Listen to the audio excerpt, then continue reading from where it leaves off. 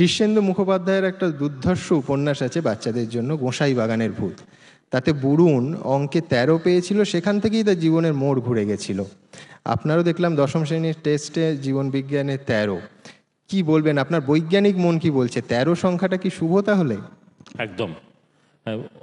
ওই জীববিদ্যা একটা ভয় ছিল, কিছু মনে রাখতে পারতাম না।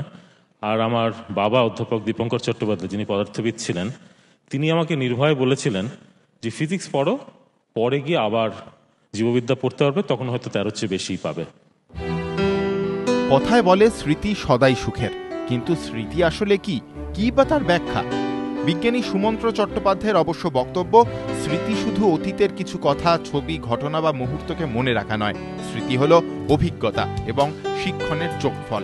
সেই ছোট্টবেলায় মোমবাতির শিখায় হাত দিয়ে ছ্যাঁকা খেয়েছিলাম, আর তারপরই মস্তিষ্ক শিখে গেল মোম দেখলেই বার্তা, আগুনে হাত দিও না।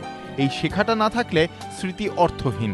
আর এই নিয়ে বক্তৃতা দেওয়ার জন্যই আগামী 5ই ডিসেম্বর বৃহস্পতিবার লন্ডনের রয়্যাল সোসাইটিতে আমন্ত্রণ জানানো হয়েছে বেঙ্গালুরুর ন্যাশনাল সেন্টার ফর বায়োলজিক্যাল সায়েন্সেসের বিজ্ঞানী সুমন্ত্র চট্টোপাধ্যায়কে। কানপুর আইআইটির পদার্থবিজ্ঞানের ছাত্র সুমন্ত্র চট্টোপাধ্যায় কাজ করেন নিউরোবায়োলজি নিয়ে। দুই স্নায়ুর সংযোগস্থল বা সাইনাপসে তথ্য আদান প্রদানের ক্ষমতা কিভাবে বাড়ানো যায়, সেটি তার বক্তৃতার বিষয়বস্তু। সুমন্ত্র চট্টোপাধ্যায়ের কথায়, স্নায়ু একের পর এক অভিজ্ঞতা মস্তিষ্কে জমা রাখে। বিপদ বা আনন্দের ইঙ্গিত পেলেই আবেগের অভিজ্ঞতা অনুযায়ী পরবর্তী পদক্ষেপের প্রস্তুতি নেয়। অর্থাৎ স্মৃতি শুধু অতীত নয়, ভবিষ্যতের জন্য ব্যবস্থা নিতে উদ্দীপ্ত করে। 1901 সালের 10ই মে রয়্যাল সোসাইটিতে জগদীশচন্দ্র বসুর বক্তৃতার বিষয়বস্তু ছিল জীবনের প্রাণস্পন্দন। ক্রেস্কোগ্রাফ যন্ত্রের সঙ্গে বিষাক্ত দ্রবণে ডোবানো লজ্জাবতীর চারাকে জুড়ে দেওয়ার পর পর্দায় পালস রেটের মতো আঁকা বাঁকা দাগ। গাছেরও নাড়ি আছে, আছে প্রাণ। ব্রোমাইড দ্রবণ যত ভরপুর হতে থাকে পর্দায়, তত দ্রুত গতিতে এলোপাথারি দাগ। এক সময় থেমে যায় সবকিছু, বিষে মারা যায় লজ্জাবতী।